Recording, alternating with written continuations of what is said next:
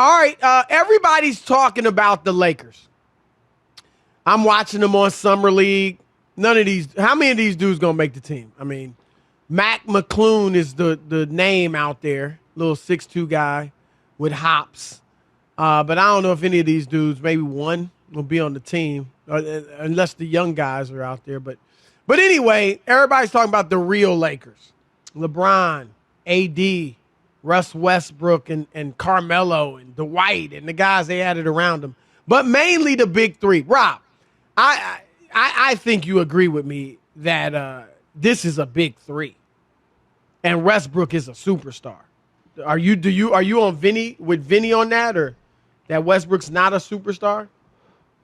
I mean, he's averaged a triple-double and will have a place.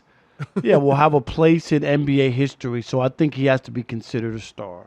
Right. Well, superstar. There's a difference. Yeah, he has to be considered that only for off the strength of his numbers that he's compiled. Because nobody could ever do that for 50 years, and he's done it 4 times. Right. I agree. So this is a super team, but how it's going to fit? I mean, I think even Lakers fans, even LeBron supporters, when they first heard that Russell Westbrook could be joining LeBron and the Lakers, I mean, most people were like, what? Like, how's that going to work? Both of them are ball dominant. Neither's a great shooter. Westbrook's not a good shooter. But Kenny Smith, the former player, NBA champion, obviously has made a huge name for himself, Hall of Famer, for his broadcasting on TNT and Inside the NBA and all that. He was on with Mike Greenberg at the old network, Rob. And he actually said this. Who has the best big three in basketball? Is the big three in Brooklyn the best big three in basketball, or is the big three with the Lakers? Well, neither one of them we've seen play, honestly. To be really fair about it, when Brooklyn played their best, one of those guys were always out last year. And when they were all together, we never really got a chance to see it. The one thing that I would probably say is the Lakers probably would just naturally play better easily because Anthony Davis doesn't need to handle the basketball to be productive. Russell Westbrook can pass and assist and rebound to be productive. LeBron doesn't need the basketball to be productive. I think that when the Nets are at their best players score. Mm-hmm. So with one basketball, I would say it would be easier for the Lakers to adjust to play better together. I'm baffled by that, Rob. I don't even know what he's talking about. Yeah, I mean, I got great respect for Kenny. No, Smith, I'm just saying I'm baffled. Yeah, I mean, first of all, yeah, I get what he's saying. We really didn't see a lot of the big three. We saw 7-8 games. It worked swimmingly. Like there was no issue whatsoever. Right, because James Harden conformed Chris, right? Right. When he got to Brooklyn, Kyrie was cool with not handling the basketball. He doesn't need to have the ball as well. He can make shots. He doesn't have to only have the right. And Kevin Durant can fit in any way. And he doesn't need the ball. He doesn't have to get 30 shots. He's good with 14 shots, Chris, and he can still score 30 points. Am I right? I totally agree. So I don't know what he means that like he didn't get it or he didn't see it or like the Lakers are going to be better. I'm lost at this. Yeah, I am too. And Rob, this is a first guess. This is not a second guess for us. Like, I did think, and I said, this is a huge chemistry experiment when these three came together. But I also said, I think the best thing for them to do is have James Harden at the point and Kyrie at the 2. And I said, if Kyrie accepts being the 2, then it's going to work. And that's what happened. That's exactly what happened. And here's yes, Kyrie, I mean, we all know he's the greatest ball handler in NBA history. So sure, he can pat it, but and Harden obviously dribbled a lot in Houston. But Rob, when you can shoot, you don't have to dominate the ball. Right. You can dominate the ball, right? But you don't have to. Right. You could get a pass and just make a shot. Right. You don't have to do anything else. Westbrook's not really going to be able to do that, not consistently. Right? When he gets the pass, he's going to have to drive or do something else. He's not just going to catch it and shoot it consistently. And to be honest, neither is LeBron or AD. Because none of them are just terrific catch and shoot guys. And so he pointed out, I think he just obviously Westbrook he passes, scores, and rebounds because he's a triple-double king. But if Westbrook it's not like if Westbrook is averaging 15 points a game and, 10 rebounds and 10 assists, that's going to be really an effective Westbrook. I mean, yeah, I don't think he'll average a triple-double. I don't see any way, Rob, he averages a triple-double. In fact, if he does average a triple-double, I don't think that's good for the Lakers because that kind of means he's doing too much and AD and LeBron are doing less, far less. But the fact that none of them are great shooters, none of them are catch-and-shoot types, that's going to make it harder. And I'm not saying it can't work. I think it's going to be a challenge. And I've said, even despite that, I still think they're the favorites in the West. But to say it would, like, Rob, I didn't see any hiccups with Brooklyn. I agree. It was only because they were hurt, Chris. Right. It wasn't because they didn't mesh. We saw them. I mean, I think, like, it was scary. Like, we even against Milwaukee, right? And Harden got hurt in the first 54 seconds, and I just looked at that team, and I'm like, if they're healthy, where is the issue? I don't see the issue. Right. Who don't you defend, Chris? Who do you leave open? I don't. The issue was just, it was really up to their control. I mean, obviously the health, but besides that, it was, will Kyrie remain content as the two? Will and he Harden had his best remain year. content Did he have his best year? He had a great year, 50, 40, 90. Right. And that was it. It was not because like Harden, Rob. Harden is the rare player. I mean, I think one of a handful of players who was an all-time elite guy scoring and an all-time elite playmaker. Like, he's really a great point guard. And that's the role he's taken on with the Nets.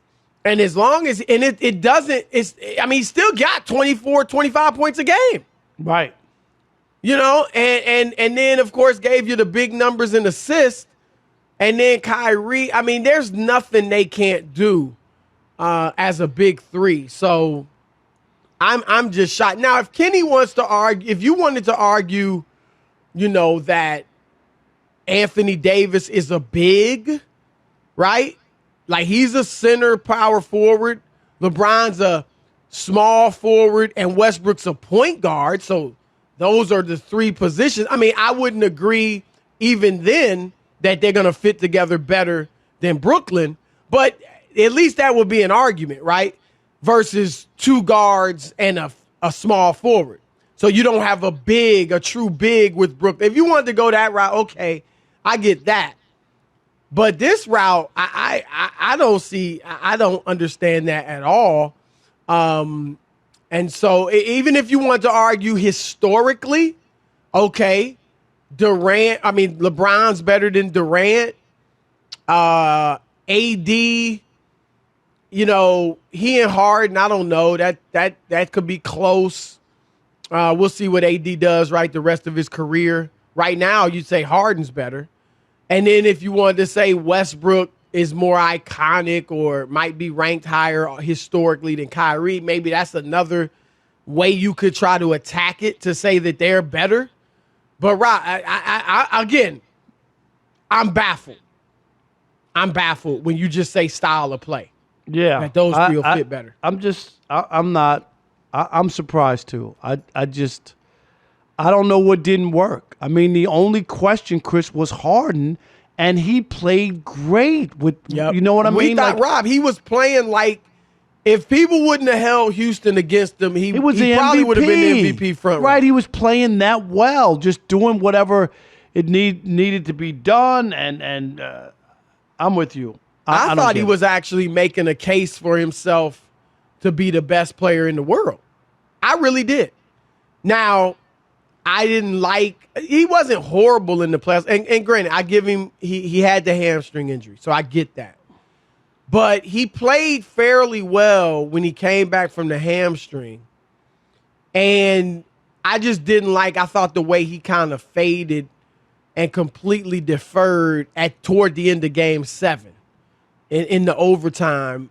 That I didn't like that. And I was like, okay, how much of that's the hamstring and how much of that is him, shrinking in the moment? Right. As we've seen before. But No, that's fair.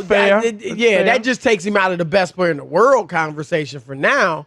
But it doesn't diminish the fit of those 3 guys. And we know Durant won't fade, and we know Kyrie won't fade. So when they're healthy, Rob, even if Harden doesn't really want the rock or to take that big shot. They got 2 other guys. Right. Who won't even hesitate. Right.